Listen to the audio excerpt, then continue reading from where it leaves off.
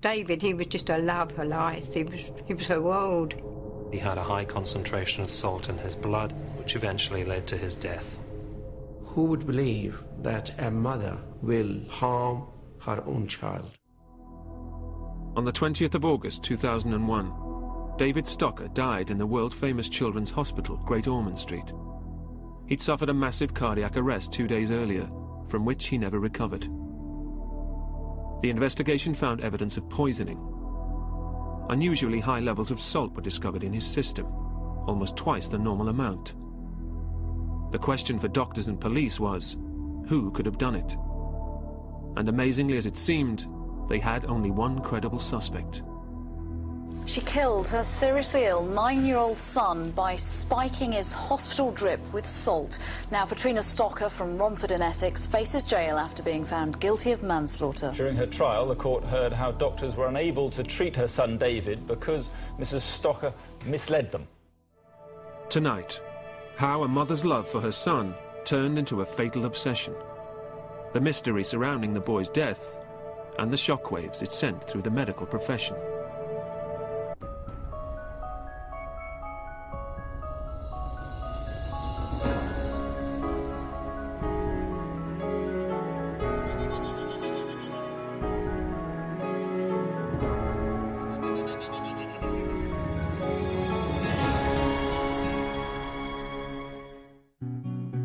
Patrina Smith was born in 1963. She grew up just outside London, in Romford, Essex. She was a very happy child. She was never any trouble at all as a child. She mixed sociably with everybody. She had no problem whatsoever. At 16, Patrina met Keith Stocker. At 19, she married him. And 10 years later, she became pregnant. Patrina was absolutely elated when she found she was pregnant. Well, that was her life. It's what she wanted. She was completely overjoyed. She threw her arms around me. Oh, no, wonderful. We're just so happy about it. Patrina gave birth to baby David on the 27th of March, 1992. According to relatives, she devoted herself to her new son from the very beginning. Her whole life was David. Right from when it was mothers and toddlers, and they would sing the songs together. David later attended his local primary school in Hornchurch. His teachers described him as a very active and hard-working pupil, while his mother became involved in all aspects of his school life. They would sit together and do the homework and help him out with everything, and if he needed any books or if he needed anything to help him with it. He did very well at school, David. To the outside world, the Stockers were a normal and happy family. David's relationship with his mother, Patrina, was a good and close one. He was clearly very strongly bonded to her. They were both two of a kind. They were both the same nature. Very quiet. They got on with what had to be got on with. That's probably how they got on so well together, because they seemed to know what each other was thinking, and well, there was so much love between them. David was a happy-go-lucky and fit child through to and including his 9th birthday. He was active at home. His hobby was karate, and he had other activities as well. He absolutely loved his karate, and he was very, very good. He did show right from the start a sort of a natural aptitude for karate. I really do feel that, given the chance, he would have come training probably 5 times a week. David Stocker had reached the age of 8 without any significant illnesses. He was happy, active, and had a good school attendance record. David was very healthy as a child. He was very fit. But in late November 2000, David apparently fell ill. His mother wrote to the school explaining that he was suffering from stomach pains and vomiting. David appeared to have a very ordinary bout of flu in around the Christmas time of the year 2000. Following on from that, he appeared to develop some abdominal cramping. First noticed a change in David around about January of 2001, and it really showed itself by David seemed quite tired and listless and was lacking his usual concentration. Normally, you only had to sort of tell him something once and he would pick it up, but I found I was having to tell him things 2, 3, 4 times. David's condition deteriorated. His school absences grew longer and more frequent, and he became less involved in his karate classes. David's father, Keith, did actually tell me at that stage that David was having a problem, that he wasn't very well. He just said he had a tummy problem. In February 2001, David was due to take his karate grading qualification. His teacher and parents decided he was too unwell to take part, but David himself was very determined. David actually decided himself that he wanted to do the grading, and he turned up on the day, and to be honest, I wasn't expecting him to perform particularly well because he had been very obviously unwell, and he actually put in an absolutely blinding performance at his grading. And I think in the years I've been teaching, if we've given out 15 distinctions, that's a lot, and he actually got a distinction on that day. Despite achieving that accolade, David was frail, and just 5 days later, his condition suddenly deteriorated. David was brought into accident emergency in Old Church Hospital on 23rd of February 2001. His symptoms were abdominal pain, and at that stage the diagnosis was constipation. David was later discharged, but when his condition failed to improve, his mother Petrina took him to the hospital again. He had 3 visits to A&E, and it was the 3rd visit on 1st of March 2001 that he was admitted under surgical team in Children's Ward in Old Church Hospital. The doctors who examined him there realized his condition was more serious than they'd first thought. Acute appendicitis was diagnosed, and David underwent emergency surgery. But still, his health problems persisted. On 3rd of March, he had his appendix removed. His post-operative recovery was not what we had expected. It was prolonged. He still complained of abdominal pain, vomiting, and the clinicians on the ward rounds found him very pale, lethargic. When we went in to see David, it was after his operation. To be honest with you, he was absolutely listless. He had no life at all. He wasn't eating and wasn't sort of, as you'd expect a child that had had sort of what I thought at the time was a minor operation. You'd expect him to be recovering. As well as being slow to recover, David was displaying another worrying symptom. At irregular intervals, his urine samples contained blood. His doctors were puzzled. There seemed to be no medical explanation. It was the 3rd week of David's illness from the start, and we were stagnating with no diagnosis, and it was appropriate for us to call for a second opinion, and that's why he was transferred to Great Ormond Street on 14th of March. London's Great Ormond Street is one of the world's most renowned children's hospitals. It was hoped that doctors here would find a cure for David after months of mystifying illness. But soon afterwards, David's condition worsened, and doctors began to think the unthinkable. Was his own mother, Petrina, to blame? The idea was that somehow the parent was getting some pleasure, some satisfaction out of doing this to the child. March 2001. David Stocker, an 8-year-old boy from Essex, has been suffering acute stomach pain. After being admitted to his local hospital, Old Church, doctors perform an operation to remove his appendix. But they're worried by 2 facts.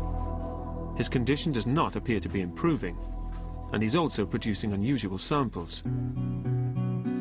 They feel a second opinion is necessary and have referred him to the Great Ormond Street Hospital for Children in London.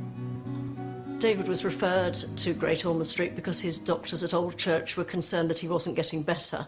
That's not unusual. That is the reason why a significant number of children are referred to us each year. David's parents, Petrina and Keith Stocker, went with him to the hospital. His mother was adamant that she would spend as much time as possible at his bedside.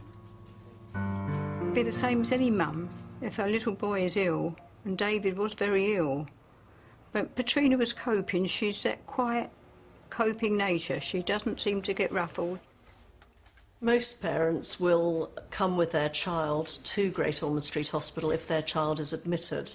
Obviously, quite often the father's unable to stay during the whole admission, but it would be common, indeed normal practice, for a child's mother to be with their child throughout the admission. Katrina wanted all the time to simply be able to get to the bottom of what it was that was not leading to him making a full and appropriate recovery from what would appear to have been a relatively minor episode of flu. But, like the staff at Old Church, the Great Ormond Street team soon developed concerns about the irregularities in David's samples. One of them was that the urine sample contained obvious blood on one occasion, and then soon after didn't have blood in it. And that's quite unusual. Normally, if you've got a reason for bleeding from your kidney or your bladder, then there'll be blood in a number of different urine samples. There are many conditions where blood will be found in urine. They don't always necessarily conform to a standard. After his appendectomy, a catheter was inserted into David. Using technical language, there was trauma, injury occasioned to his urethra. The result of that would be the discovering, as was, blood in urine, as happened in David's case. On the 18th of March 2001, David's drip alarm unexpectedly went off at 6:30 a.m. On inspection of his drip, nurses found unusual blood clots in the tube.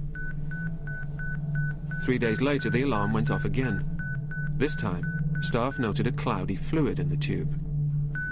The following day, when the alarm went off a third time, small flakes of what looked like chalk were discovered. The medical team were baffled as to how and why this was happening. One possible suggestion was that someone had been tampering with David's samples. But if so, who? The nurses began to look at the possibilities. And it was at this time that the condition Munchausen's by proxy, with reference to David's mother, was mentioned in his medical notes. Munchausen's by proxy is a term that we started using in the 1960s to describe children who were brought to doctors by their parents with complicated symptoms of illness which nobody could work out, and they would often go from doctor to doctor to doctor. The children would have test after test after test, investigation after investigation. Actually, there was nothing wrong with them at all. They had no illness at all. The parent was simply telling you lies. So that was one group. And there was another group who actually did harm their children by doing really strange things to them. Injecting them with insulin. You know, maybe the parent was a diabetic, so they had insulin at home. Injecting them with dirty pond water. Briefly suffocating them repeatedly, things of that nature. So those two sorts of things were lumped together as Munchausen syndrome by proxy, because the idea was that somehow the parent was getting some pleasure, some satisfaction out of doing this to the child. The possibility that David's mother might have been tampering with his samples and drip caused the staff to keep a closer eye on his bedside. But there were other possibilities to consider too. It's extremely unusual for intravenous lines to get contaminated. Just very, very occasionally there can be some sort of contamination, something wrong with the batch. And I imagine that the clinical staff assumed that that was the most likely explanation. Gradually, David's condition improved enough for him to be transferred back to his local hospital. David came back to Old Church on 28th of March. He was observed in the ward, and various health agencies like mental health team, physiotherapist, dietitian were called, and they got involved in his care. But despite the presence of so many experts, no one could come up with a convincing explanation for what was wrong with him. David continued to be poorly, his mobility was limited. He was able to walk with a Zimmer frame, and he spoke very softly, and he wasn't well. David's urine appeared to contain blood. This could not be explained, and his urine sample was sent to the lab for culture to find out if it was infected. And in fact, that wasn't so. It was normal. The old church staff had already been warned by their Great Ormond Street colleagues that David's mother may have been tampering with his samples in order to produce the unusual readings. Neither team had firm evidence, but the theory was becoming stronger. Gradually, the suspicions that arose in relation to Petrina Stocker began to ferment.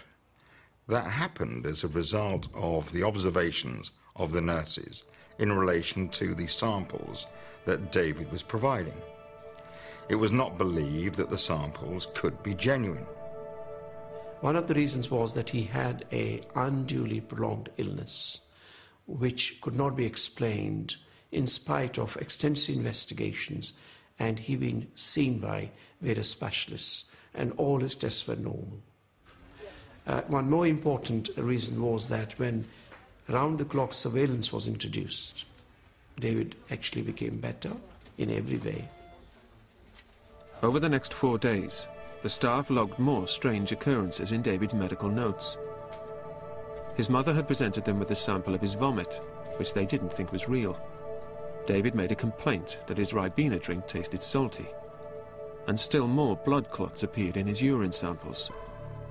The old church staff, like those at Great Ormond Street, clearly had suspicions that Petrina was somehow involved. So why wasn't it treated more seriously? If, as a doctor, as a paediatrician, you think a child is being harmed, or is at risk of being harmed, even if you haven't got proof, you've got a single duty. Your duty is to report what you know to the Social Services Department of the local authority, and the Children Act tells you you have to do that. It's then up to the Social Service Department to investigate the case. My experience in many of these cases is that investigations are inconclusive. At the end of the day, you just don't know. It was hard for anyone to believe that a mother would harm her own son. But staff were coming increasingly to that conclusion. And so, it seemed, was David's father, Keith. His father raised concerns about the source of blood in David's urine. He alleged that his wife was adding menstrual blood to his urine. But why? According to Keith Stocker, his wife may have tampered with the urine samples to make it look like there was something wrong with them. He later, it should be emphasised, withdrew that allegation upon seeing his son provide a sample of urine that had to have blood in it through a normal course rather than through any contamination. But the damage was done. The fact that Petrina's own husband had made such serious allegations against her was seen by many to be highly significant. Presumably, Mr. Stocker made the suggestion about his wife that she may have been contaminating these samples through the same desperation and frustration that she felt, that they were simply unable to get to the bottom of the illness, which of course was something they felt largely in common with the doctors who were looking after him. After a meeting on the 5th of April, medical staff decided that David should receive one-on-one surveillance. Under a strict and watchful eye, his condition again improved. David was allowed home on 9th of April. The consultant paediatrician who made the decision examined David that afternoon and found him happy, cheerful, and clinically fit to go home. Oh, it was lovely to have him home. He seemed to get on well when he was home. One time when he was home, he was getting on quite well. He'd had his birthday and he wanted to spend his birthday money. So Mum and Dad took him out and bought him, I think, a Walkman and what he wanted. I think he wanted a camera. He's very interested in photography. They also bought him a hamster, and he got on very well at home. David actually came to see us when he came out of hospital, and he was unfortunately in a wheelchair at that stage. David was really pleased to be there. He really obviously enjoyed the trip. I could tell that he did. We play a game which we call dodgeball, where we throw the ball at the children and they have to duck out of the way, and if they get hit they have to go and sit out, and we managed to include David in that. But this happy time didn't last for long. After a rapid worsening of his condition in June 2001, David was readmitted to Old Church Hospital. he continued to have some concerns with weight loss, feeling very weak, not being able to move, and becoming wheelchair-bound, and also complaining of nausea, vomiting, and pain abdomen. It seemed to be a sickness that you never knew which way it was going, you see, and then it was necessary, well, regretfully, we had to let him go back into the hospital because that's where the medical attention was. The staff was shocked to see how ill David was looking. An old church paediatrician examined him, then referred him again to Great Ormond Street for further tests. And it was while he was undergoing them that doctors thought they'd made a breakthrough. Those tests suggested that he had a rare and recently recognised reaction to a particular sort of infection, a streptococcal infection. Streptococcal infections are really quite common. They cause many sore throats, but occasionally a person will respond unusually. Dr. Dale, a registrar at Great Ormond Street, was the doctor who finally came up with an idea to which the Stockers clung. By this point, David Stocker had been ill for 7 months and been in and out of 2 hospitals. After the suspicions surrounding his mother, it seemed that doctors may have at last discovered what was wrong with him. But there were to be dramatic developments. Medical staff were to find out what had really gone on inside David's body. Well, my first impressions of the case on reading the case notes was that David had been poisoned with salt. Nothing else seemed to fit. And what that will do is that essentially it will suck water out of the cells of the brain. July 2001, David Stocker, now 9 years old, is in London's Great Ormond Street Hospital. He's been in and out of hospital for 7 months. And despite having an operation to remove his appendix, his condition is worsening. Pediatricians, dietitians, and psychologists have all tried but failed to establish what's wrong. They remain concerned by inexplicable traces of blood in urine samples. And there are suspicions that his mother, Petrina, may be interfering in some way with his samples and with his drip. But now the Great Ormond Street doctors finally believe they've found out what is wrong with their young patient. David was diagnosed as having PANDAS syndrome, which stands for Pediatric Autoimmune Neuropsychiatric Disorder, as a result of a streptococcal infection. It has a combination of effects, including affecting things like conscious level and mood, and causes various odd movements to occur. So it has a range of symptoms and signs. The clinicians obviously hoped, having pinpointed part of the problem at least, and starting him on treatment, that he would improve. And that, of course, in turn, led to the obvious delight of the Stockers that they had finally found out what was wrong with him. Petrina was very relieved. Obviously, she didn't want anything to be wrong with her little boy, but at least they'd found out. She was glad that they'd found out what was wrong with him and now he could be treated. Initially, David did improve and was allowed to go home. But the doctor's optimism proved to be misplaced. And we had calls from his mother that he was unwell. He was losing weight, he was lethargic, he was vomiting, he was weak, and this time he was probably fitting as well. With David's condition only getting worse, he was readmitted to Old Church Hospital on the 1st of August 2001. But within 24 hours, the doctors there decided he needed to be treated in London.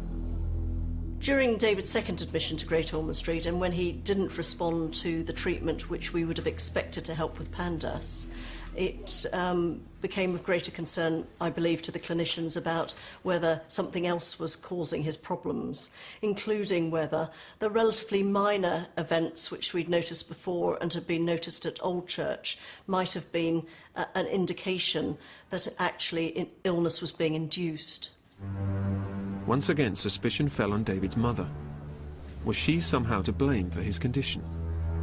It takes a long time for most of us, I think, to get suspicious, because what we're actually, if we do get suspicious, what we're actually saying is this person sitting in front of us, whom we've got to know over a period of time, and who presents as a perfectly normal, rather anxious mother, whom we haven't been able to help, is actually lying through her teeth. On the 2nd of August 2001, the same day David had been admitted to Great Ormond Street, he suffered a cardiac arrest and slipped into a coma. I visited David in Great Ormond Street Hospital twice, actually. The first time, I'd been telephoned by Keith to say that David was actually in a coma, and that the coma was on a scale of 1 to 9. I think it was a 3, which is apparently not really deep in a coma. And I don't know whether he was aware that I was there or not. I spoke to him, I held his hand, and I just had a conversation with him, which obviously he couldn't answer or communicate with me. David did come out of the coma, but he remained seriously ill and was unable to eat and drink normally. David was being fed via a tube going into his nose and therefore required special feeds. When these feeds are made up, they're obviously not just a bottle of milk from the milkman. They are special feeds made up in our diet kitchen so that they contain the full amount of nutritional elements that a child of David's age would need to be able to maintain his weight and, if anything, put weight on. Despite the feeds, David failed to gain weight. The nursing staff then decided to put him under closer supervision. This meant that there had to be at least one nurse watching David's bedside at all times. When his condition began to improve slightly, another suggestion was made: to move him to a rehabilitation psychiatric ward. There were a combination of reasons why it was felt that he was ready to move to a rehabilitation ward. There were obviously concerns by that time that some of his symptoms were being induced, being caused by somebody else. And there were child protection issues raised, and the child protection procedure was followed through. In addition, David actually started to improve, and so the hope was that by going to a rehabilitation ward, then that improvement would continue. On the 16th of August, the decision was made to transfer David to the Mildred Creek Psychiatric Unit at Great Ormond Street to begin rehabilitation. The move was scheduled to take place 4 days later, on August the 20th. Mr. and Mrs. Stocker were obviously told of the plan to move David from the ward that he was on to a different ward, and they would have been told why that was felt necessary. But on August the 18th, 2 days before the planned move, David's condition worsened. Both his mother and father were at his bedside. I had a phone call from Katrina in the early hours of the morning. I think she was trying not to panic me, but trying to tell me to get to the hospital as quickly as we could, because David was very ill. An examination by hospital staff revealed that David was severely dehydrated. Then, as they made efforts to treat him, he had a seizure. Further tests were carried out. These showed that the salt levels in the boy's body were extremely high. Normal blood contains around 140 millimoles of salt per litre, but in David's case the reading was 218 millimoles. Doctors were growing increasingly alarmed about his condition, and the efforts to treat him were becoming more frantic. As he began to lose consciousness, there was a desperate attempt at resuscitation, but he slipped into a second, deeper coma. Well, when we got there, we realised how serious things were, and well, with Keith and Katrina there, we just threw our arms around them and tried to comfort them. They were so upset. The next day, doctors faced two tasks: to reduce the excessive salt levels in David's blood and find out what had caused them. We obviously looked at David's feeds after he collapsed, because a feed was going in at the time he did collapse. And when the feed was looked at, there were visible crystals which were thought to be salt in the feed. Could these crystals finally explain the high levels of salt in David's blood? There is no medical reason for additional salt to be added to the feeds. The feeds are complete and no added salt is required for them. Therefore, finding salt crystals in the feeds means that that salt must have been added to the feeds by somebody. Detectives at Hendon Police in North London were called in to investigate. Meanwhile, David's condition became critical. I got into the hospital, and when I got there, David's grandmother, said to me that Keith and Patrina were actually in the office and they were being told that they were going to switch the life support machine off. On the 20th of August 2001, David died dehydrated. Then, as they made efforts to treat him, he had a seizure. Further tests were carried out. These showed that the salt levels in the boy's body were extremely high. Normal blood contains around 140 millimoles of salt per litre, but in David's case the reading was 218 millimoles. Doctors were growing increasingly alarmed about his condition, and the efforts to treat him were becoming more frantic. As he began to lose consciousness, there was a desperate attempt at resuscitation, but he slipped into a second, deeper coma. Well, when we got there, we realised how serious things were, and well, with Keith and Patrina there, we just threw our arms around them and tried to comfort them. They were so upset. The next day, doctors faced two tasks: to reduce the excessive salt levels in David's blood and find out what had caused them. We obviously looked at David's feeds after he collapsed, because a feed was going in at the time he did collapse. And when the feed was looked at, there were visible crystals which were thought to be salt in the feed. Could these crystals finally explain the high levels of salt in David's blood? There is no medical reason for additional salt to be added to the feeds. The feeds are complete and no added salt is required for them.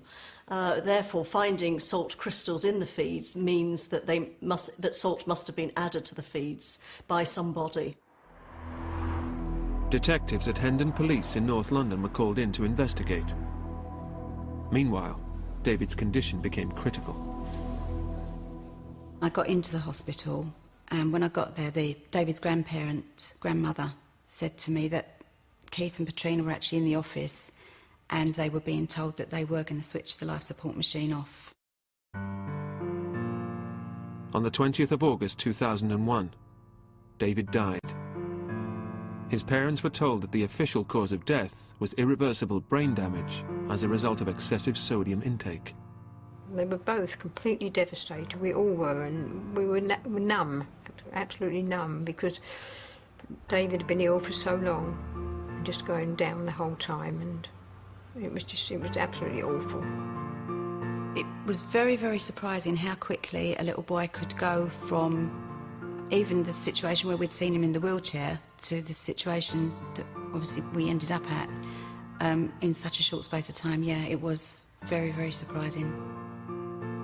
The news of David's deterioration at Great Ormond Street and subsequent death was utter shock to all the staff, including me. Keith and Patrina at that stage were just distraught. They were very, very, very distressed, in a state, obviously, of shock. Patrina Stocker was devastated at the decline and death of her child. But the high levels of salt in David's blood couldn't be overlooked, and the detectives were determined to find the cause. I became involved in the David Stocker case when I was phoned up by some officers from the Metropolitan Police, and they told me about the case and asked if I could get involved by doing some analyses of samples which had been retrieved from where David was being cared for. Well, my first impressions of the case on reading the case notes was that David had been poisoned with salt. Nothing else seemed to fit.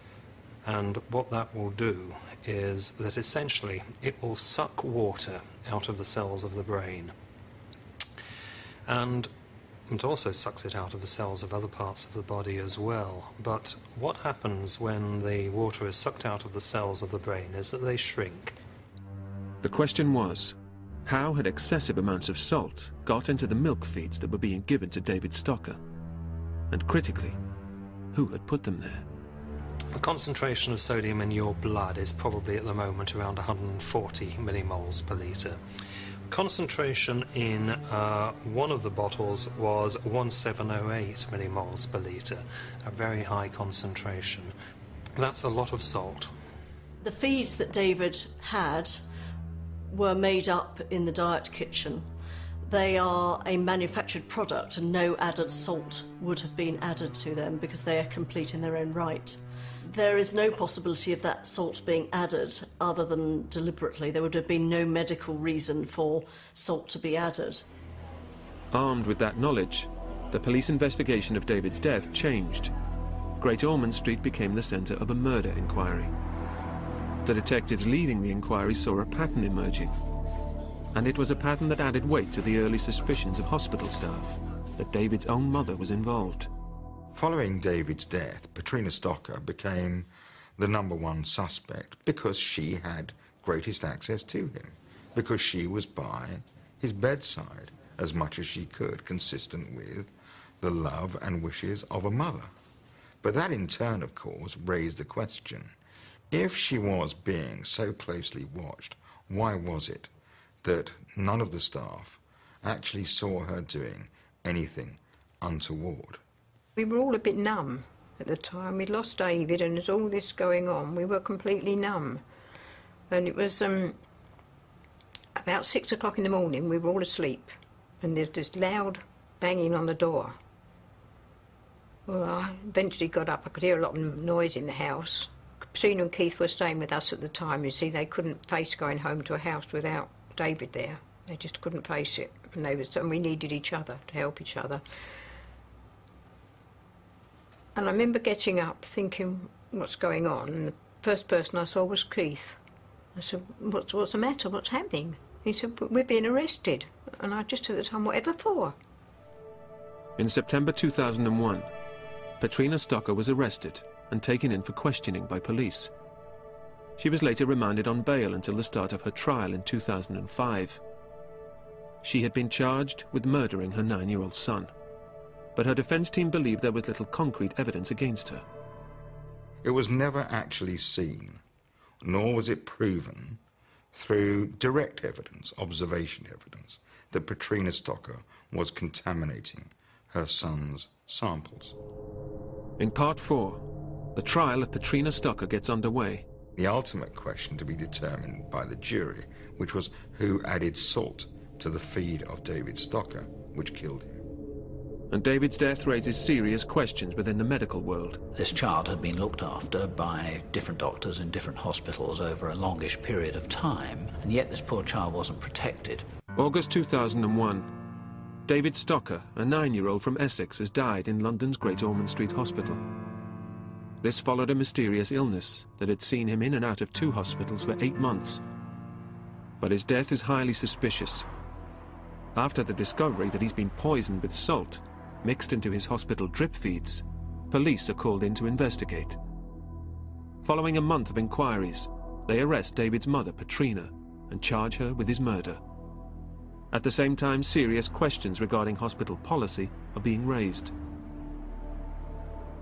This child had been looked after by different doctors in different hospitals over a longish period of time, and they had had their suspicions. They had reported those suspicions, as they have to social service departments, and yet this poor child wasn't protected. It takes 3.5 years for the case to finally come to trial. The enormity of the investigation means police have to conduct interviews with 165 witnesses, and the different legal teams identify nearly 70 experts who can offer their own medical opinion. Eventually, the prosecution decide to pursue a charge of manslaughter rather than murder. I don't believe that the Crown ever set out to prove that Patrina Stocker, during the months that he was ill and in both hospitals, was actually making her son physically ill. The suggestion that was being made was simply that she was interfering with his samples. The effect of that, of course, would be to hinder his recovery, which is somewhat different to making him ill. On the 26th of November 2004, Patrina Stocker appeared at the Old Bailey charged with David's manslaughter. She pleaded not guilty, and her defence team insisted she was innocent. A relatively large number of agencies were actually involved in the supervision of the Stockers. There was the nurses and the doctors and the police and the social services. They were all monitoring what was actually going on at the bedside of David Stocker. Well, under such close scrutiny, how could it be that if Mrs. Stocker was contaminating these samples, that simply was never noted.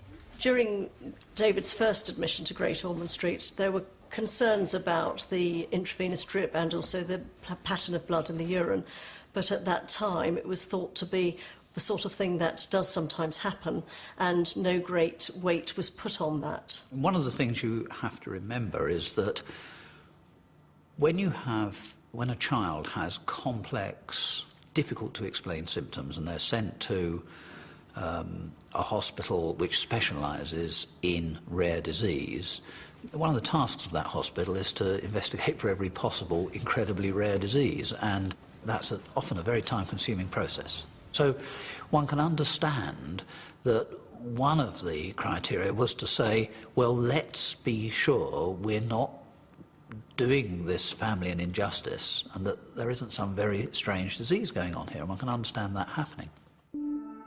The defence always maintained that there was no hard evidence that she had contaminated any sample, interfered with any drip, nor had she been seen directly to do so. If it was being suggested that she was adding blood, for instance, to urine samples provided David, how was she doing it? When was it done? The basis for the prosecution's case was to start with the evidence and work backwards. The evidence was that David had been killed by a massive salt overdose. The next question was whether this had been a deliberate act, and if so, who had added the salt. We did a thorough investigation, obviously following David's collapse and tragic death. And as a result of that investigation and working very closely with the police, we had no reason whatsoever to think that the salt could have been added by a staff member.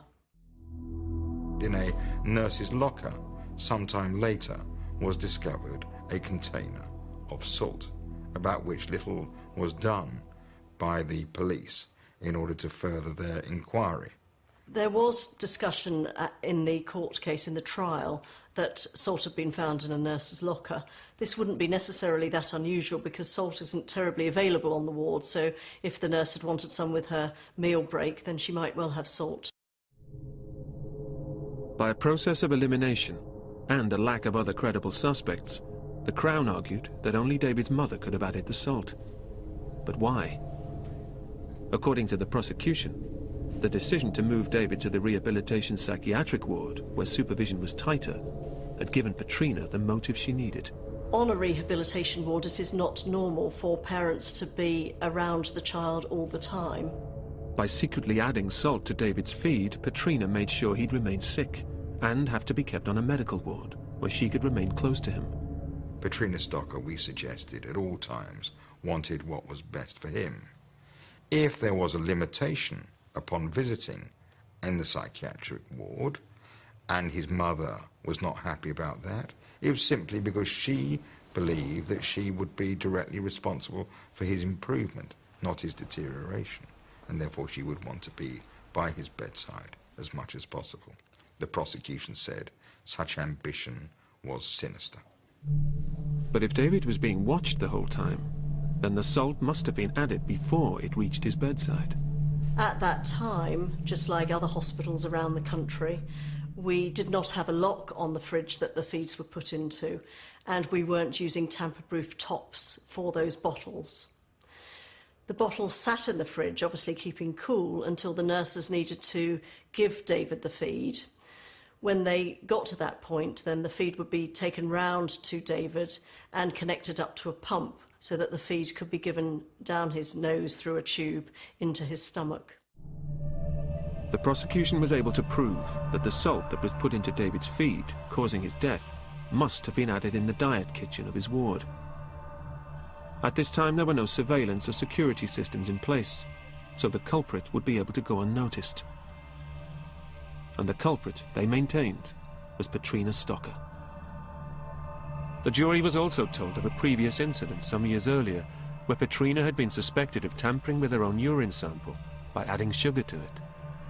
Petrina Stocker's defence was that she simply was not responsible for the death of her child. Namely, she didn't do the act that led to the child's death, which was the addition of sodium, salt, to the child's feed.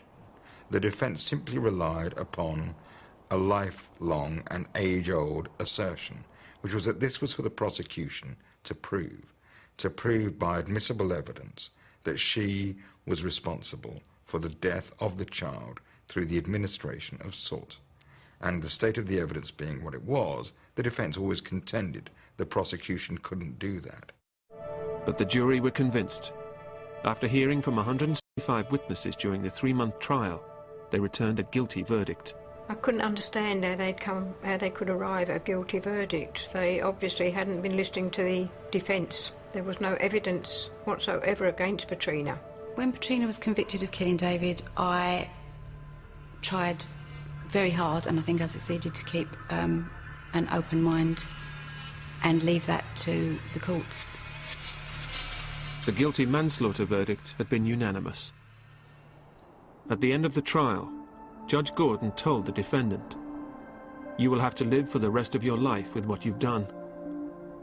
After 9 years with no suggestion of harm to David, there has to be some force, incomprehensible to me and most people, driving a mother to behave towards their own child as you did to David.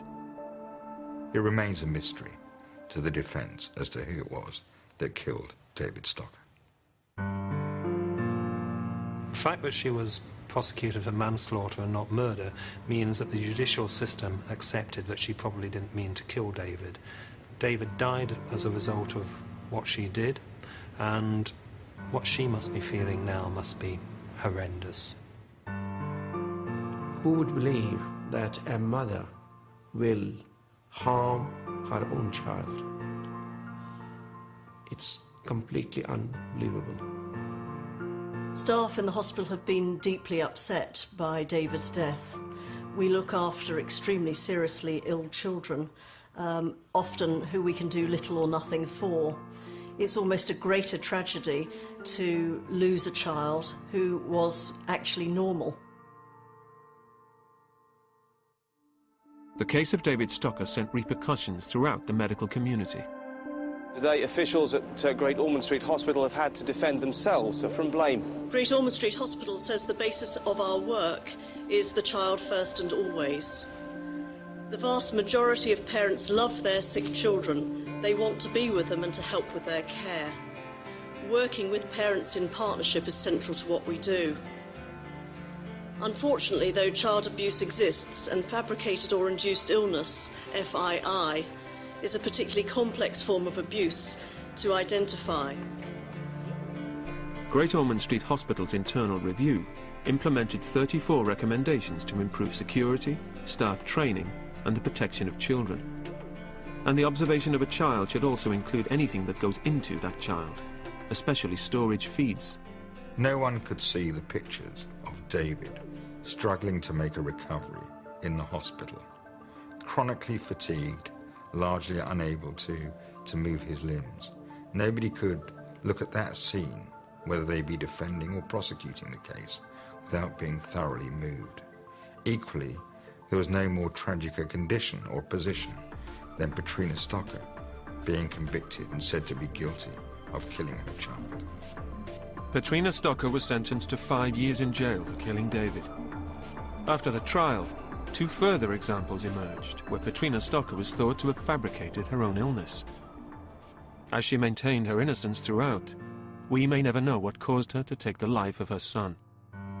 The whole karate group will never ever forget David, because what we did, we actually put together the David Stocker Memorial Award. The main one is Student of the Year, and it's on a big shield with David Stocker Memorial Student of the Year Award. And a different student gets it every year and their name gets put on the shield.